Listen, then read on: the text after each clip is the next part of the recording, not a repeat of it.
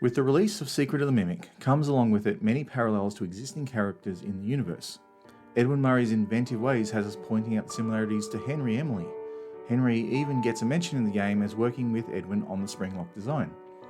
But what I feel has happened is that Edwin and his family are better paralleling William Afton's family.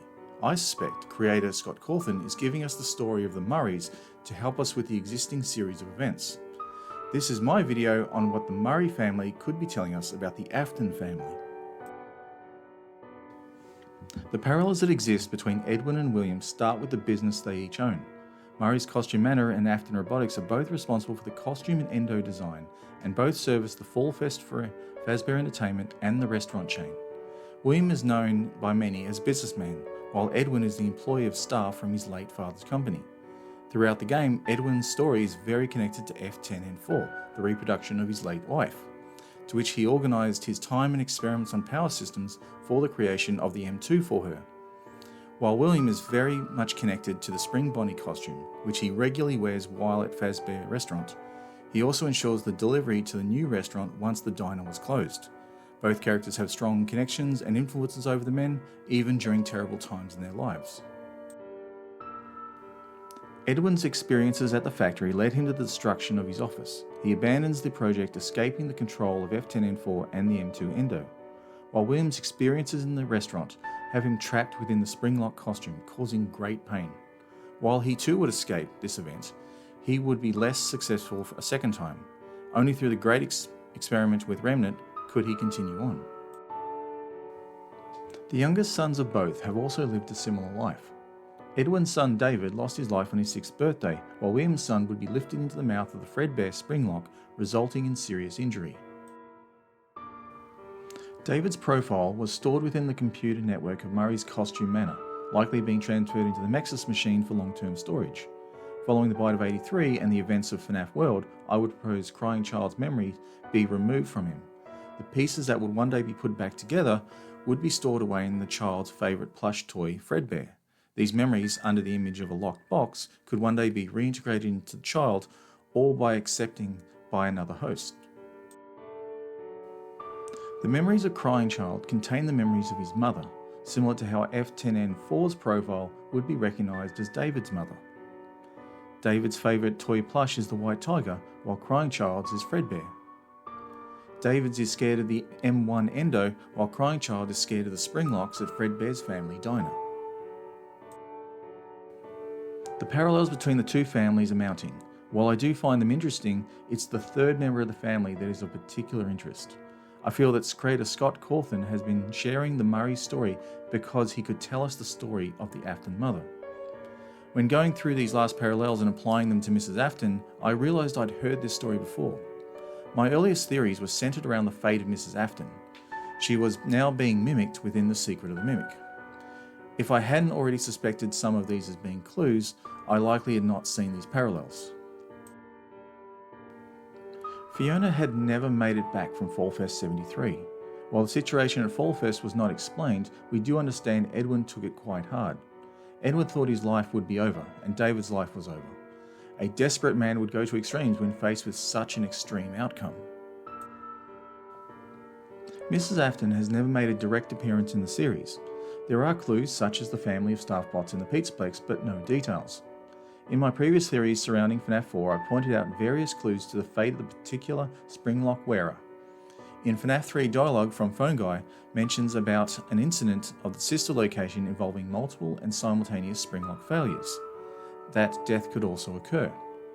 We do learn from Secret of the Mimic that Ralph went to hospital following a Springlock incident. This goes to explain how he could teach performers at the Freddy Fazbear Pizza restaurant how correctly to operate them, but Ralph had learnt about the failure that resulted in the Springlocks being deemed unfit. This incident differs from what he had experienced. This could go to explain why Crying Child was afraid of the Springlocks at the Fredbear's diner, as he had seen the event. From the remains of Fall Fest event in Curse of Dreadbear, a tombstone surrounded by smaller tombstones is present on the hill. This event was also surrounded by fires at multiple locations. This event involved several characters including the Endos. If a Springlock was involved, Spring Bonnie was a likely connection. Several people did not leave the Fall Fest 83 location. This could be the event that traumatised the crying child. What would William have done if his wife went to Fall Fest 83? Following this, the problem of Mike bullying his brother, the crying child, as well as Elizabeth's fate at the Circus Babies rental restaurant on its opening day. When Edwin needed Fiona the most, she reached out and contacted him. Edwin investigated the factory, searching for a voice. He found it coming from one of the recording devices. The two could communicate on the regular once Edwin had perfected the process. Contact between William and Spring Bonnie was limited, but not impossible. Spring Bonnie's initial contact was unknown, but ongoing contact with William was through writing. During the Silver Eyes, we understand a search of his house found stacks of journals full of raving paranoia, passages about Henry that range from jealousy to near worship. Unable to speak due to a lack of a speaker, the journals were the answer. F10N4 was intent on protecting David. By using the M2 Endo, she would act as a nanny and care for him. When Edwin was unwilling to help fix the M2, she reached out to Arnold.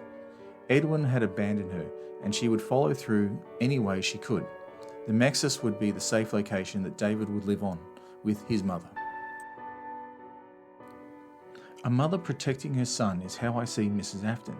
From within the Spring Bonnie costume, Mrs. Afton would speak through the Fredbear plush. Words that could come out as an imaginary friend, Fredbear would support the crying child during these trying times. After the injuries caused by his brother from the Fredbear costume, the crying child would need to be removed from all this so he could be saved. The memories of the monsters he feared would be removed. By separating the soul, those memories that included his mother and his sister wouldn't haunt him anymore. The crying child would recover just without those memories. Those memories, being spiritual not physical, needed to be stored away somewhere. That would be within the Fredbear plush itself, within a locked box with two keys. One key for the mother, ready for the return of her son, the other for the host that accepts those memories. Fredbear had spent years in the Circus Babies rental facility from the story Didophobia, being energised by the emotional fears of Rory. When Fazbear grew back the business with the Pizzaplex, the doll-making facility from the story Nexie would offer the XL-sized doll.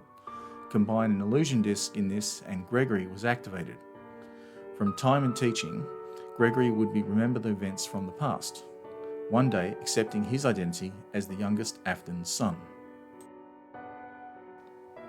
So I've heard the story of Secret of the Mimic before. I've been theorising about the Afton family for a while now and think their story is about the protection of a mother to her son. In the FNAF universe, fathers act like fathers and mothers like mothers, and their children are the fulcrum that will always move the family.